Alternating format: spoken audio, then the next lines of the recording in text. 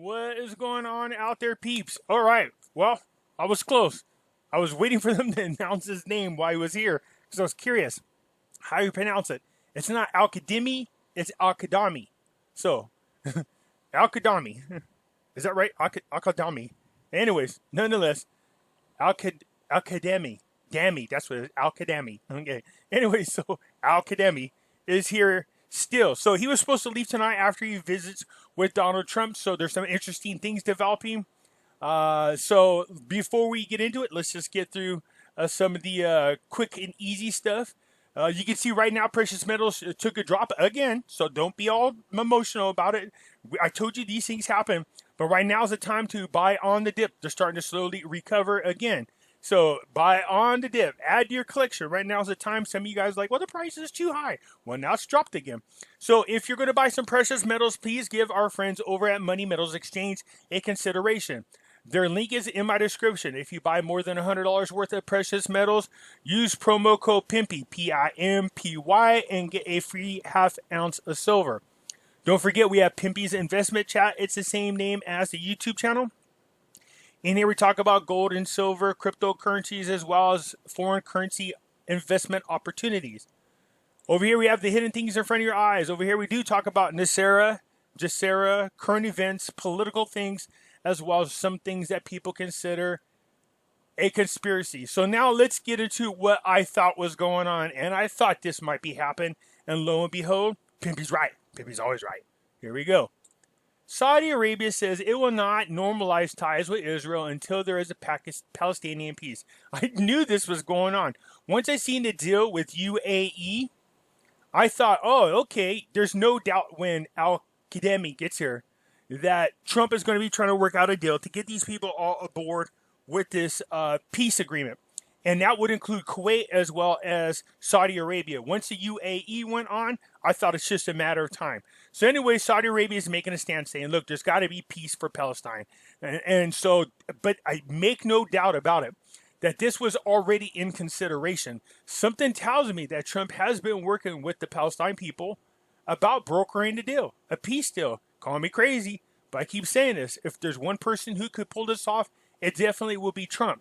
Now, just because these people all sign on to a peace agreement does not mean they'll honor it. I'm just saying.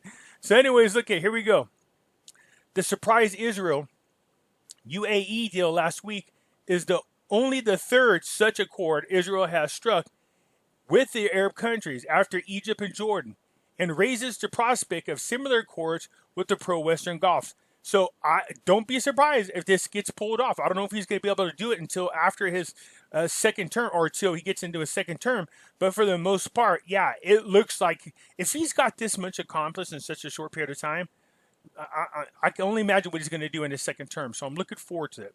Okay, so let's get on to what's going on over here in the world of Iraq. Lots of stuff. I told you guys there's so much news coming out at one time. And I kind of had a feeling that once they got over here, you would see a lot of memorandums of understanding being signed. And there are. This is great news for Iraq.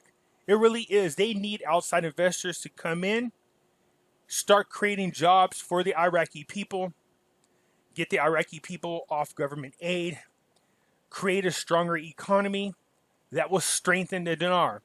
All right. So again, I'm thinking short-term, long-term when it comes to Iraq as well as Vietnam. So Trump confirms his commitment to the withdrawal of the international coalitions. Al-Qadami is a man who gets along very well with them. Okay, so again, what they did in this meeting is they spoke about what they need to do and set up a time frame in which the coalition can remove their troops as well as the United States, obviously. So the two sides are meeting and trying to put a schedule together, one that they could, agree on, the withdrawal. But make no doubt about it, they're not going to withdraw 100%. Not yet. I think the Kurdistan people are asking President Trump to at least leave some troops there for a short period of time. So, U.S. President Donald Trump confirmed on Thursday his commitment to a rapid exit for the international coalition forces from Iraq, indicating that he is in harmony with the Iraq Prime Minister Al-Qadami.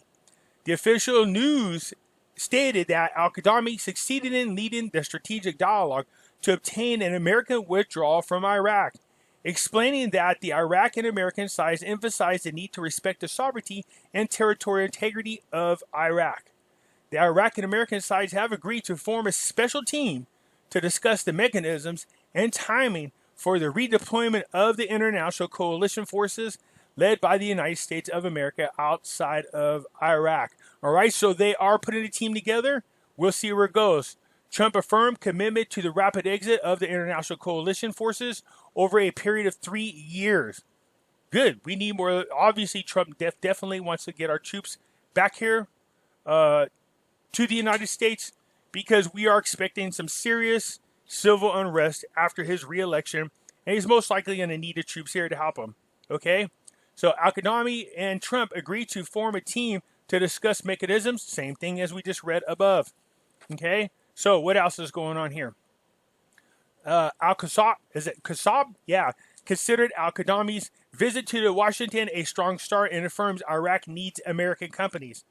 Okay, so some of these articles are a little long, but they just pretty much talk about all the different sectors. Remember all the different files they wanted to speak about when they got here? But, let's see this. So Al-Qasab said that Thursday, the visit of the Prime Minister Al-Qadami to Washington is a strong and serious start in this difficult stage, indicating that Iraq needs to conclude agreements and contracts to bring American companies into the country. Yes, we do. We need that to happen, man. Look, Saudi Arabia and Iraq have this port. It's one of the largest, if not the largest port over there in the Middle East. They have the ability to really open the doors to the international community, and the Middle East countries have a great opportunity to really prosper, especially doing deals with the international community. If they could just all get along and agree and get all the armed gangs out of there, man, seriously, and all the proxy people. So anyways, they're talking about this in here. It's talking about how great the visit is. It is considered a historic visit in the difficult circumstances in which the United States official visits, although over the past months we have not heard or seen any officials visit to Washington. And to the extent that he meets President Trump, affirming that the visit, it will change the political and economical map in the region and Iraq. Yeah, I agree with that 100%. The people over in our region seem to want this. Only those who like to, oppress their people would be against this. They really would, because their people would be able. If people rely too much on their government, it's easy to control them. Anyways, good news for Washington regarding the financial disputes between Baghdad and Kurdistan. Yes, the director of the Strategic Information and Research Center in Kurdistan revealed the positive results that the visit concluded, especially in the economical aspects of the financial crisis between Baghdad and Erbil. This is that agreement. I have a feeling by the time Al-Qadami gets back, they'll have this thing ironed out so they can sign it. Let's get on with business, okay? So one of the insiders told the news there is good news after the Iraq delegation visit to Washington ends regarding the financial crisis between the regions. So once the delegation comes back, they're saying there's good news. So Kushnal accused the media and communication sites of confusing the reality of the negotiations between Baghdad and Erbil, stressing that the Kurdistan region's keenness to obtain constitutional rights and reach a fair and just solutions to this crisis. So Mike Pompeo announced financial aid to Baghdad and called on the Iraqi government to launch the budget for the Kurdistan region. He also stressed that they need to get this done. Okay, he said this needs to get done. So it looks like they are on the verge of getting this done. This is great news, of course. So Sadr now is coming out here. The Sadr and the Sadr movement and the Saran coalition, the 100 days that they gave Al-Qadami to make some kind of impression on them is now up. So what Sadr is saying is when the parliament comes back into order, they're launching investigations to evaluate the progress made by Al-Qadami. Now, I'm not sure that Sadr is at a position now to do anything. I might be wrong. Because Al-Qadami has definitely been really kicking ass since he's been in power and has got a lot accomplished. So whether Sadr comes in and tries to mess things up, we will see. If that's the case, then don't be surprised if you don't see a move to have Parliament dissolved. Okay. Excuse me. Okay, so anyways, what he's saying to Sodar is just, look, the 100 days are up. We're going to do evaluation, and they might dismiss some of the ministries. So we will see. Al-Kadhimi meets Trump this evening and postpones a return to Baghdad. So what's happening is Al-Kadhimi was supposed to go back home after he meets with Trump this evening, except for U.S. representatives have asked Al-Kadhimi to stay behind. There might be a meeting with Nancy Pelosi. Man, leave it to those guys to always try to interrupt and interfere with anything positive. I'm sure what they're telling Al-Kadhimi is, look, you better pay attention to what side of this war you want to be on, because, you know, if we get reelected, things could be pretty messy for you. I would be surprised if she says something like that. You know what I mean? So nonetheless, what is the reason for them to meet with them? Other than them trying to figure out how to get their grubby hands into power and get something out of this visit. So that's what it is. A request by so-called U.S. representatives have asked them to stay behind. It says the extension, according to the report, came at the request of the congressional officials in a desire to meet Al-Kadhimi. As the information indicated, that the new meeting may include Speaker of the House of Representatives Nancy Pelosi. Yeah, anytime they're involved in anything, I just don't trust them at all. You can never trust the Democrats.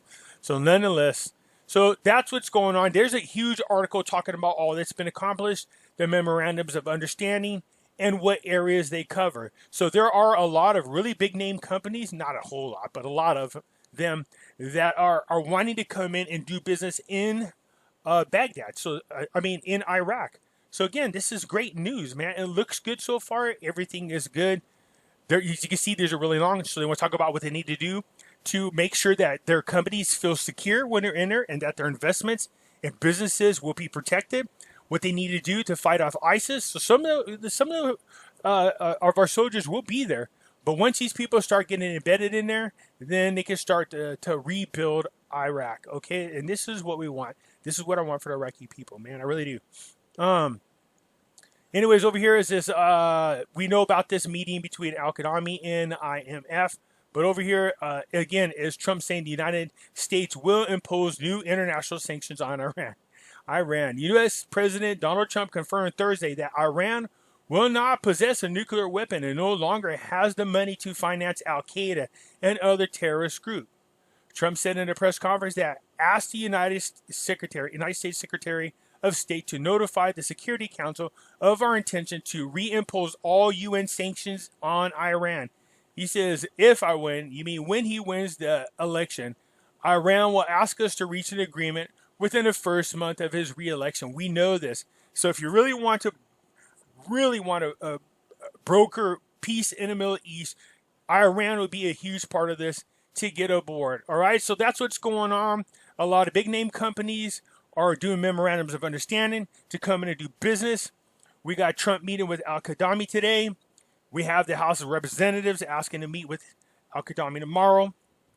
When he gets back, Al-Kadhimi is going to share with Parliament what he's accomplished since he's been here. So again, everything seems to be moving in the right direction. And as I thought, I knew this was going on.